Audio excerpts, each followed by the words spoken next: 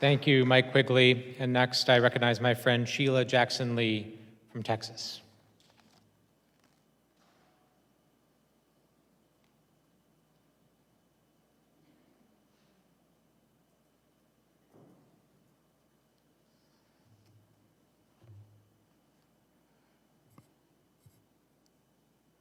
My former professor, Maya Angelou, said, if they show you who they are, that is who they are. The patriots in this room, on the floor, the American people, have shown the world who we are. There was a scripture this morning that said, let the light shine, arise and shine. And I thought, although a lot of trepidation this morning, even to the extent of a restless night, thinking of that day, I got inspiration from letting the light shine. To Mr. and Mrs. Sicknick, I thought very extensively about coming back to Washington simply to honor your son and those who lost their lives. We thank you. We say thank you to our law enforcement officers, frontliners of all kinds, our essential workers. And yes, although they tried to get here early, thwarted by the lack of responsibility of the then Commander-in-Chief, we thank the National Guard and all others. But I'm reminded of that day in the gallery. And as I watched a lot of scurrying of my friends on the other side of the aisle, we were still sort of in the mood of counting this celebratory moment. I heard Joyce, our faithful Sergeant of Arms staff person, shouting, close the doors. We were still in a daze.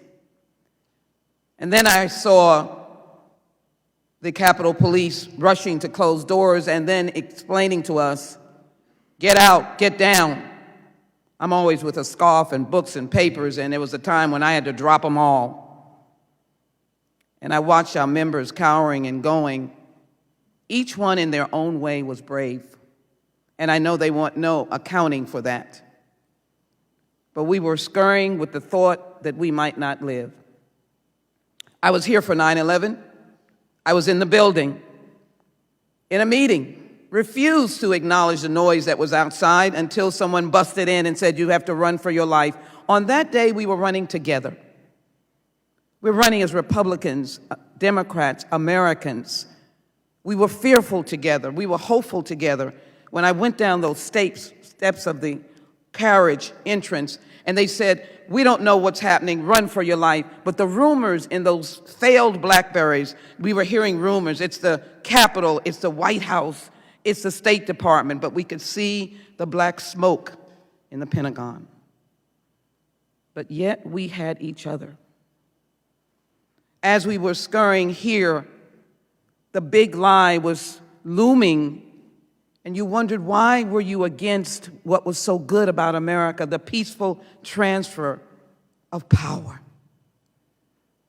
Why were you not willing to listen, as the Vice President read today, about a more perfect union, or understand that we cannot bury history, as the President said, we must remember it. And we must remember that day, January 6, 2021. In my social media, I was called the B word. It said, if you are a thug, you know a thug. You are a thug. So many people had those kinds of attacks because we were calling for healing. But yet I can tell you that even as the phones were ringing and you had to say to friends, family, we're under siege, but we're going to make it. Those moments of camaraderie of our fellow sisters and brothers, of helping each other, the idea that we cowered for a period of time, and maybe that's not a word, we bent down, we were told what to do. The fact that we could see those barricading the doors, but hearing the noise and hoping that those doors would not yield, because we felt any minute they would be on the floor of the House. Remember, we could not see any video and did not know what we were surrounded by. But the one noise that I will never forget is a shot. You kept thinking the television, is that a gunshot? Then that means they're here, and their aims are good. And for those in the cloakroom or in the speaker's lobby, those trying to get off the floor, those in the gallery, they must have good aims, or they must be coming in all directions. The thing that troubles me the most, but I believe in the beloved community taught by the words of Martin King and John Lewis, who I remind you of today. He kept telling us about the beloved community in all of his fights, his marches against gun violence. He was always saying the beloved community. But it's shameful when we have members of Congress in May of 2021 saying, without the video, they just thought it was a group of tourists denying truth.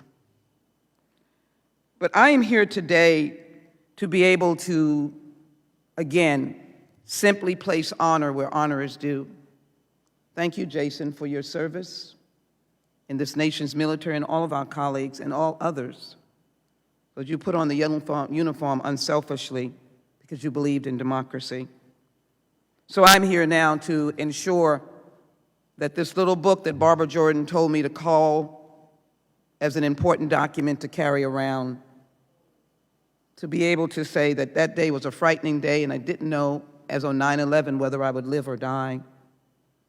But I was certainly in the breach with patriots who will continue to do that. And so all that members who are still accepting the big lie, the tourist day, attacking presidents and other members of Congress, I can still feel that we as patriots are part of this beloved community. And then when I was privileged to gavel that last moment at 3:49 a.m., that we had overcome. We had overcome. And that we'd never look back to say that we could not stand together united. We would not fail. We would be those who stood in the gap. We'd be the ones who'd be the holders of the breach and stand against evilness. And yes, we would say that we have worked and will work to create a more perfect union. And as well, we'll coddle democracy, hold it, nurture it, view it as a baby, needing our arms and never letting it go. I'm glad to stand before all of you as patriots, and I'm glad to not forget the history of this nation. May God bless you, and God bless the United States of America.